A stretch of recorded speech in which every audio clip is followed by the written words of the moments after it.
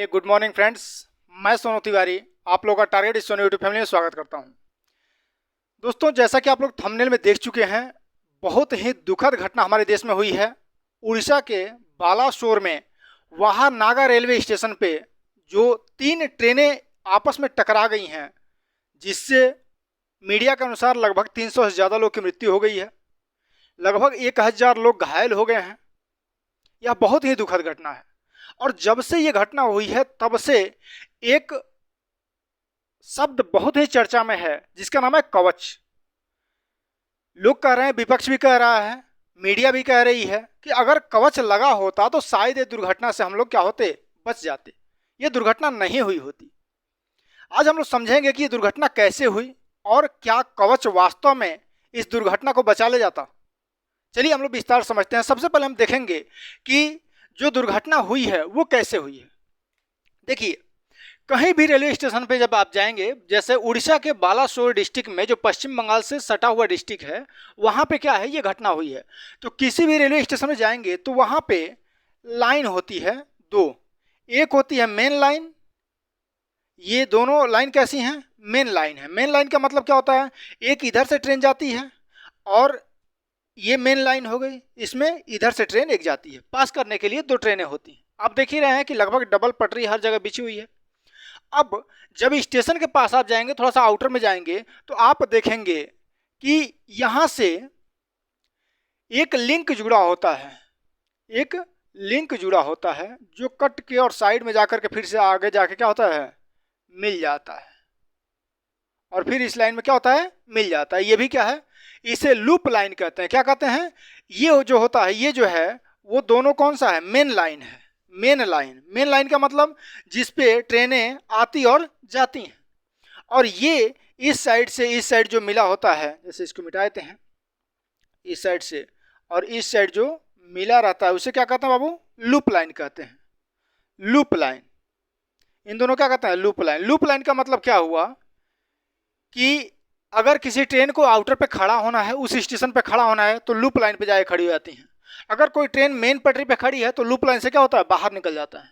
तो ये था हमारा, ठीक है। अब 2 ट्रेनें आ रही थी। एक ट्रेन जो थी, जो कोरोमंडल एक्सप्रेस थी, वह चेन्नई से हावड़ा जा रही थी। जैसे मान लो कि यहाँ से ऐसे, ये कौन सी ट्रेन है बाबू, कोरोमंडल, कोरोमंडल एक्सप्रेस, एक्सप्रेस। यह जो ट्रेन थी वह कहाँ से कहाँ जा रही थी, चेन्नई से हावड़ा जा रही थी, हावड़ा, ठीक है, इधर से इधर जा रही थी।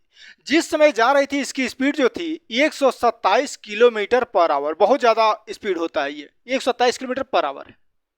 और ये ट्रेन जो जा रही है यह इधर से आई और मेन लाइन से न जाकर के लूप लाइन से क्या कर गई, आगे बढ़ गई कि लूप लाइन से हम क्या हो जाएंगे, आगे निकल जाएंगे। और ये घटना है शुक्रवार को शाम 6:30 पे। जैसे ही लूप लाइन पे जा रही है तो यहाँ पे मालगाड़ी खड़ी है, पहले से मालगाड़ी खड़ी है। पहले से क्या है, मालगाड़ी खड़ी है, मालगाड़ी। और ये ट्रेन जा करके जो कोरोमंडल एक्सप्रेस है, डायरेक्ट मालगाड़ी से टकरा जाती है। स्पीड 127 किलोमीटर पर आवर, बहुत ज़्यादा। और जैसे ही टकराती है, इस कोरोमंडल एक्सप्रेस के कई डब्बे इस मेन लाइन पे आके क्या हो जाते हैं, गिर जाते हैं। मेन लाइन पे आके खड़े हो जाते हैं पूरा। उसके 30 मिनट बाद, देखिए कितनी बड़ी, मतलब ये, अब कई लोग कह रहे हैं ह्यूमन एरर है, इसका हम लोग बाद में डिस्कशन करेंगे। 30 मिनट बाद इस साइड से एक ट्रेन आ रही है और ये Bangalore Howrah super fast express है। ये कौन सी है, Bangalore Howrah super fast express, super fast express. अब इसका स्पीड आप सोच ही सकते हो, बहुत ज्यादा होगा। और ये मेन लाइन पे आ जाती है। मेन लाइन पे टक्कर कहाँ हुआ है, लूप लाइन पे। आ कहाँ गई, वो मेन लाइन पे। लेकिन ये कोरोमंडल एक्सप्रेस के कुछ डब्बे आकर के और मेन लाइन पे गिर गए होते हैं और वो 30 मिनट बाद आके इस डब्बे से टकरा जाती है। मतलब अभी तक जो क्षति हुई थी वो कोरोमंडल एक्सप्रेस के लोगों की हुई थी, अब ये ट्रेन आके इसी से टकरा गई। 3 ट्रेनें एक साथ कोलिजन, दोस्तों बहुत ही बड़ी दुर्घटना हो गई और लगभग 300 से ज़्यादा लोग मारे गए, ठीक है। तो ये था जो दुर्घटना हुआ। अब हम देखते हैं कि जो हमारा कवच है वो क्या है। इसको मिटाते हैं और देखते हैं जो कवच की बात हो रही है वो क्या है, कैसे इसको बचा लेता। तो सबसे पहले कवच के इतिहास के बारे में जानते हैं कि कवच क्या है। कवच, पहले इसको जान लो कि ये क्या है। तो ये ऑटोमेटिक ब्रेकिंग सिस्टम है। ये क्या है? Automatic braking system. Automatic braking system का मतलब क्या होता है कि ट्रेन जैसे ही कोई खतरा महसूस करे अपने आप उसमें क्या लग जाए? ब्रेक लग जाए। तो ऑटोमेटिक ब्रेकिंग सिस्टम इसको कहेंगे, ऑटोमेटिक ब्रेकिंग सिस्टम। ठीक है। अब अगर किसी ट्रेन में ये कवच लगता है तो किस तरीके से लगता है, इंप्लीमेंट कैसे होता है, इसको देखते हैं। जैसे मान लीजिए कि ये हमारी ट्रेन की इंजन हो गई, ये हमारी क्या हो गई? ट्रेन की इंजन हो गई, इंजन हो गई।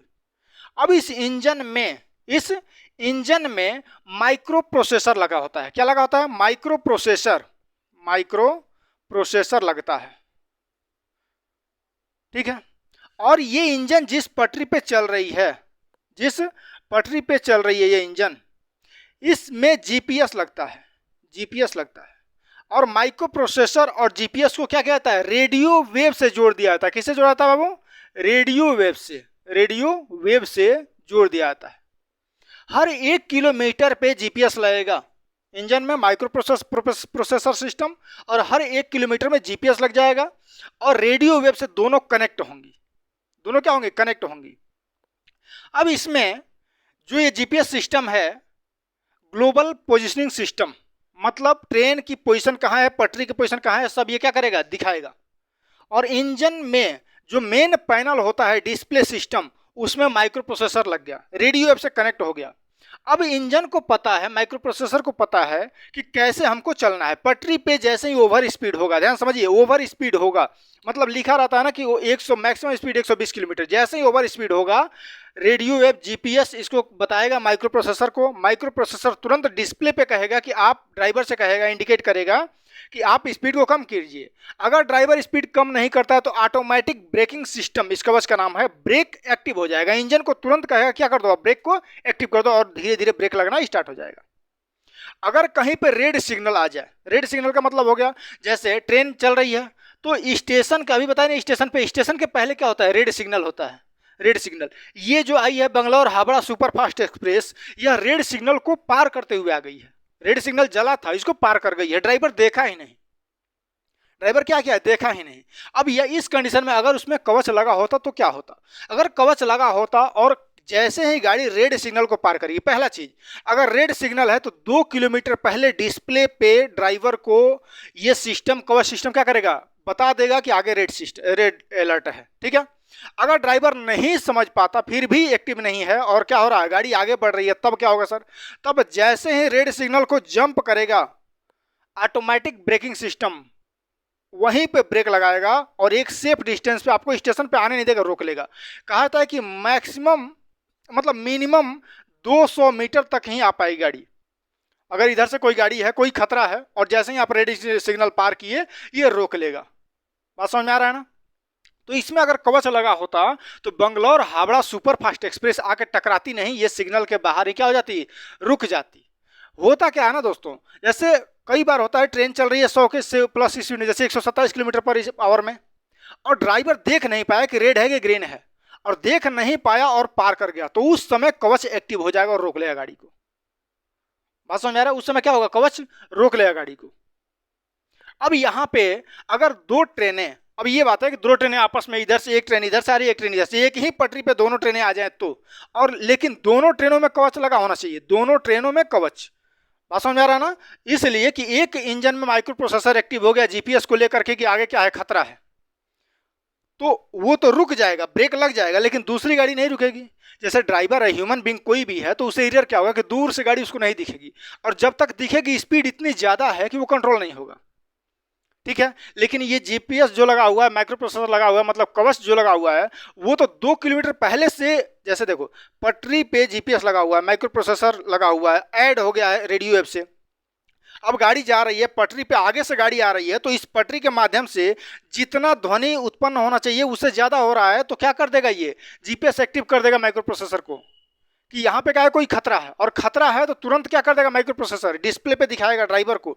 ड्राइवर फिर भी नहीं रोक रहा है तो ऑटोमेटिक ब्रेकिंग सिस्टम एक्टिव हो जाएगा और रोक देगा गाड़ी को। लेकिन दूसरी गाड़ी में सर कवच नहीं लगा हो तो तब ये गाड़ी आकर टकरा जाएगी ना, दोनों में कवच लगा होना जरूरी होता है। कवच कैसे काम करता है समझ में आ गया होगा आपको, ठीक है। अब यहाँ पे देखते हैं कि सर ये जो कवच लगा हुआ है इसको कौन सी कंपनी तैयार की है, तो इसको भारतीय स्वदेशी है ये, ठीक है, स्वदेशी है। Research design and standard organisation, कौन क्या है, research design and standard organisation, research design and standard organisation. ये कंपनी जो है भारतीय कंपनी है और ये तैयार की है कवच को। सर क्या कवच विदेशों में भी है? यूरोपीय कंट्री में बहुत पहले से है, यूरोपीय कंट्री में बहुत पहले से है, अमेरिका वगैरह में, और वो लोग क्या करते हैं, एक्सपोर्ट करते हैं इस सिस्टम को। लेकिन प्रॉब्लम क्या है, देखो दोनों में कंपेयर करें तो यूरोपीय कंपनियों की, तो उनका इसको इम्प्लीमेंट करने में जो खर्च आता है वह 2 करोड़ पर किलोमीटर का खर्च आता है। एक ट्रेन में बहुत ज़्यादा खर्च आएगा, 2 करोड़ पर किलोमीटर का खर्च आएगा। लेकिन भारतीय कंपनी जो कवच है जिसको आरडीएसओ ने बनाया है वो 30 से 50 लाख रुपये पर किलोमीटर का खर्च आएगा। मतलब लगभग 20 से 25% ही जो यूरोपीय कंपनियां हैं उससे हम लोग मतलब 20-25% में ही हमारा काम हो जा रहा है। कहाँ 2 करोड़ और कहाँ 30 लाख से 50 लाख ये लग जाएगा। अब बात आते हैं इसके इतिहास में आते हैं, तो ये जो कंपनी है आरडीएसओ, यह अक्टूबर 2012 में कवच बना करके तैयार कर दी, और उस समय कांग्रेस की सरकार थी, माननीय प्रधानमंत्री हमारे थे उस समय डॉक्टर मनमोहन सिंह जी, उनकी निगरानी में उनके देखरेख में इसका ट्रायल हुआ और सफल हो गया। लेकिन उसको लागू नहीं किया गया। 2022 में 4 मार्च 2022 को दक्षिणी रेलवे जोन में जो हमारे रेल मंत्री थे, तत्कालीन रेल मंत्री 2022 के अश्विनी वैष्णव जी, वो खुद लोको पायलट के बगल में बैठे और उसका क्या क्या ट्रायल किया गया इसका कवच का, और दोनों ट्रेनें 320 मीटर की दूरी पे आके रुक गई और ट्रायल सफल हुआ। कहा था दोस्तों कि इसका मार्जिन ऑफ एरर कवच का जो है वह 10,000 में एक बार है, मतलब बहुत ही सेफ्टी। इसको जो सेफ्टी दिया गया है सेफ्टी इंटीग्रेटेड लेवल 4 सर्टिफाइड है। ये कौन सा है, safety integrated level safety 4, safety integrated level 4, safety integrated level 4 से क्या है, ये सर्टिफाइड है। सर्टिफाइड मतलब इसको सर्टिफाई किया गया है, मतलब एक्सीडेंट होगा ही नहीं, मार्जिन ऑफ एरर बहुत ही कम, रेयर में, ठीक है। तो 4 मार्च 2022 को कर दिया गया। अब कहा गया कि हम लोग क्या करेंगे, इसको इंप्लीमेंट करेंगे। लेकिन दोस्तों हमारा देश बहुत बड़ा है और हमारा रेलवे विश्व का सबसे बड़ा रेलवे है। हमारे पास लगभग 13,215 इंजन हैं, 13,215 इलेक्ट्रॉनिक इंजन हैं जिसमें लगाना है। लेकिन अभी तक 2022 के बाद कितने में लगा है, 65 में लगा है, 65 में। भारत सरकार इतनी आसानी से इतनी जल्दी इसको इम्प्लीमेंट नहीं कर पाएगी। 50 लाख पर किलोमीटर का ही खर्च हो तो हमारे यहाँ डेली कितने किलोमीटर ट्रेन दौड़ती हैं आप सोच सकते हो। लेकिन ये लगाना जरूरी है, इसलिए कि लोगों के जीवन से बढ़ करके पैसा नहीं है। जैसे जैसे हमारा देश डेवलप करेगा ये सिस्टम हर एक ट्रेन में लगेगा। कोशिश ये रहेगी कि बड़े बड़े महानगरों में जहाँ बहुत ही कंजस्टेड मतलब रेलवे क्रॉसिंग वगैरह है वहाँ पे क्या किया जाए, इस सिस्टम को पहले लागू किया जाए। विपक्ष उसी दिन से इसकी मांग कर रहा है कि ये क्यों नहीं हुआ, क्यों इंप्लीमेंट नहीं हुआ। तो ये बात राजनीतिक है, वो लोग समझें, लेकिन हम लोग को ज़रूरत क्या है कि अपने देश को डेवलप करें और डेवलप करने के बाद इतना पैसा हो कि ये सब कुछ क्या हो जाए, इम्प्लीमेंट हो जाए। ठीक है, उम्मीद है आप लोगों को समझ में आया होगा कि कवच सिस्टम क्या है और कैसे इसको इम्प्लीमेंट किया जाता है। चलिए मिलेंगे अगले वीडियो में, कोई ऐसा ही टॉपिक लेकर आएंगे हम आपके लिए जिससे आपका जीएस और करंट अफेयर दोनों पे पकड़ हो। यहाँ से जितना कुछ बताएं है, कंपनी का नाम किस प्रकार से काम करता है, ये सब करंट अफेयर के लिए बहुत इंपॉर्टेंट है। जो आगामी परीक्षा होने वाला है बिहार शिक्षक और 30 सितंबर को बिहार पीसीएस का, उसमें यहाँ से क्वेश्चन जरूर उठेंगे। आप उड़ीसा के बालासोर में वाहा नागा रेलवे स्टेशन भी याद रखिएगा।